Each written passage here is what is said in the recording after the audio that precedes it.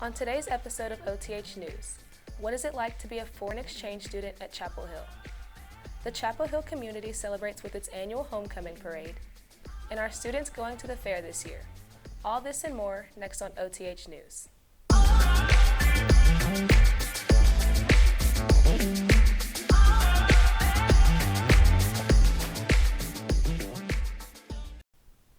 Hello and welcome to OTH News. My name is Lacey Hackett.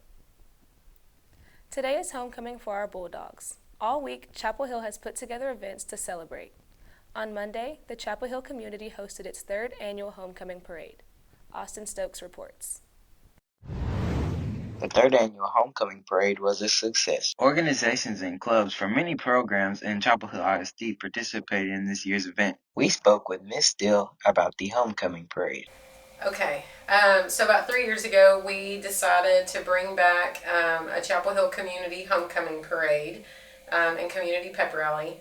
It had been more than a decade since we had a parade or anything like that here in Chapel Hill. So this year will be our third annual community parade and pep rally. So all of the campuses in the district will have at least one float. Or some form of participation in the parade. The band will be in it, drill team, cheer, but all of the younger campuses will also have a float as well. Our CTE has a few different floats going on. We have different athletic groups, other different school groups that are also going to be involved. We also have some of our local fire trucks that will be involved. I believe our transportation will be jumping on board this year with a school bus, our athletic trainers. So we're covering a lot of what encompasses Chapel Hill. Reporting for OTH Productions, I'm Austin Stokes. Last week, Chapel Hill students took part in the Say Hello campaign. Gama has more. Chapel Hill has been spreading the word about their second year with the Start with Hello Companion. So the Start Hello campaign is kind of part of the Sandy Hook Promise, which kind of started from some events that's happened on school campuses over the last several years throughout the United States. The Start with Hello Companion is a way for new and exciting students to communicate and grow together. Achieve with this campaign? We're just trying to get students to start interacting more in a positive way, as well as staff. We've got a lot of new students this year, about 100 new students on campus. So just trying to make sure no one's left out and everybody has someone they can go to.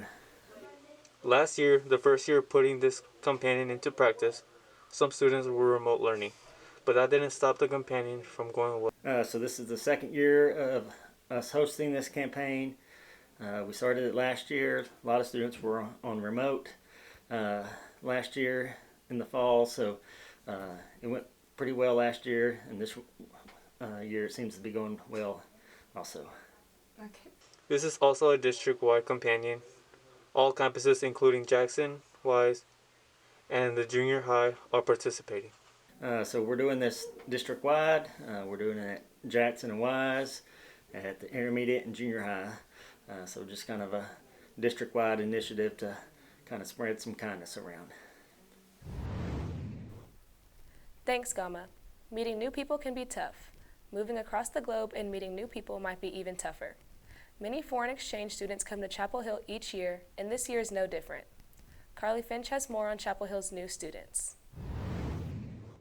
During COVID, life has been nothing short of challenging.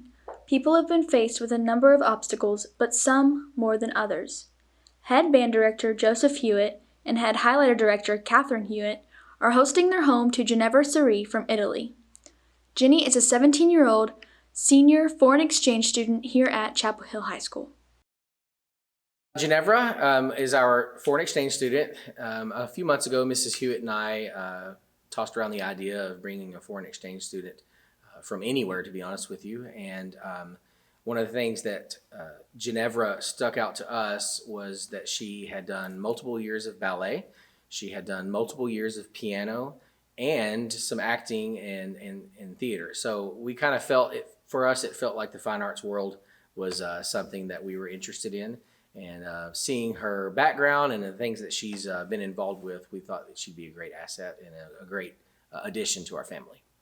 For those who know her already, you can't dislike her. I mean, she doesn't have a mean bone in her body. She's very just kind-hearted. You know, she's kind of learning some of the, you know, we have our boy drama and our, you know, girls kind of arguing with each other, but, you know, it's just different the way teenagers interact, I guess, here. Just in that first hour, we knew that the foreign exchange program, from being introduced to a Dr. Pepper to being able to dance on the drill team line, there's going to be just a very large variety of things we're going to get to expose her to. She's very bubbly, positive, upbeat. It's just opened my eyes to new cultures. I think it's great. I've learned to be very open. I have 3 boys, a 16-year-old, a 15-year-old, and an 11-year-old boy, and this is a 17-year-old girl that's now living in my house. So the things I've learned from it is just to be open, be patient, and be giving to someone that is not struggling, but experiencing so many different things. She is very brave, and I can't imagine like our own children doing something like this, you know, living on the other side of the world with a whole different family. And so I really admire her adventurous spirit, and she's just so open to trying new things. At first, I was really nervous about my language and the fact that I didn't really speak English. But then just all the friends that I'm making, all the great experience that I'm trying, and all the new things, I think it's worth it, like really worth it. It's really different from my home, but I feel like it's already like a second home, because all the friends, all my family mainly made me feel home since the first day, so I'm grateful. I mean, I've been here just for a month, and I feel like I'm already changed, and I'm really growing up. That's why I said it's worth it, because it's really changed my life. I don't want to leave. We feel very fortunate and blessed to have a home that can welcome someone, and just to create some lifelong friendships. And who knows, maybe one day we'll get to go to Italy and visit her family. Thank you, Carly. The COVID pandemic is still impacting the education system. OTH has more on the junior high's brief shutdown. Chapel Hill Middle School recently had to close its doors due to the COVID-19 pandemic. On Friday, September 3rd, the middle school had 6.2% of the student body out due to the COVID-19 pandemic. District policy states that if a school in the district reaches 5% or more, the school must temporarily shut its doors. School. The middle school only has approximately 300 students, so it doesn't take long to get to the 5%. Here at the high school, we have approximately the same amount of numbers that week, but since we have a larger population, we didn't meet the 5%. On August 31st, Chapel Hill ISD School Board issued a temporary mask mandate and a district COVID tracker. Passing periods have been a little different this school year. OTH has more. Students at Chapel Hill High School begin the new year in a different tune. This year, music is being played throughout the halls during the passing period. However, the songs that were picked to play had some students around campus scratching their heads. Here's how they feel about the bell. I think it was very effective, and I really don't think this one is either, because the one that we have now is kind of just, it's slower, and it kind of just doesn't encourage anybody to walk any faster, but neither did the first one. Mm-hmm. Music playing during the passing periods is not all new. A few years ago, songs were being played instead of just jazz tunes. With the feeling of an ineffective way to make students move quicker and get to class on time, teachers also have their own opinions on this recurring topic. Music this year is very different. It does help that it doesn't have a lot of words adding to the noise. Would it be something I would pick? Not necessarily. But it is a necessary evil to move people. When it is silent, they have less tendency to pick up the pace, get moving. Am I a fan? I wouldn't say I am, no.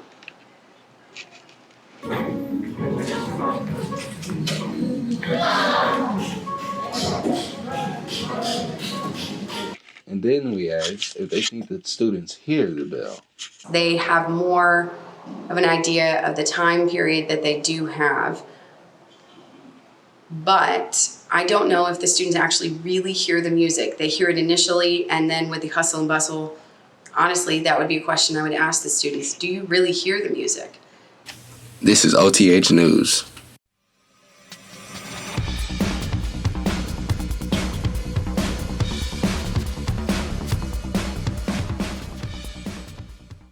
Tonight is the homecoming football game. The Bulldogs football team is currently 3-0 and ranked number 5 in the state.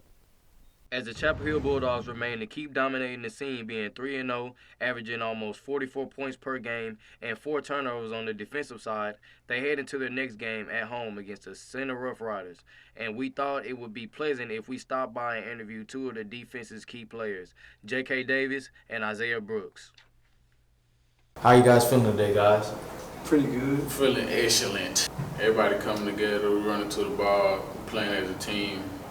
You know, that's just really all we needed from our previous years, and I think that get us where we want to be.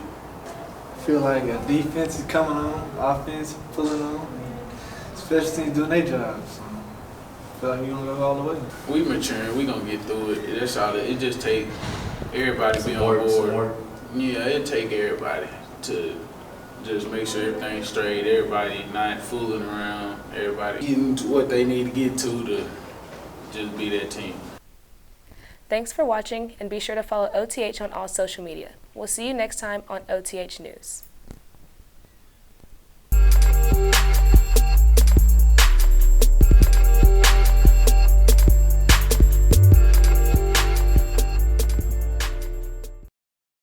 I'm pretty excited, you know. You're excited? Yeah. You're gonna go? Last year wasn't there, so because it was closed because of COVID, you know. Yeah. So I'm pretty excited. Yeah. How do you feel about the upcoming state fair? I'm excited, yeah. Excited? You gonna take someone with you? Probably a group of my friends that go to Bullard, yeah. How do you feel about the upcoming state fair? I like fairs. I'm an ag teacher. I've got students showing in the fairs.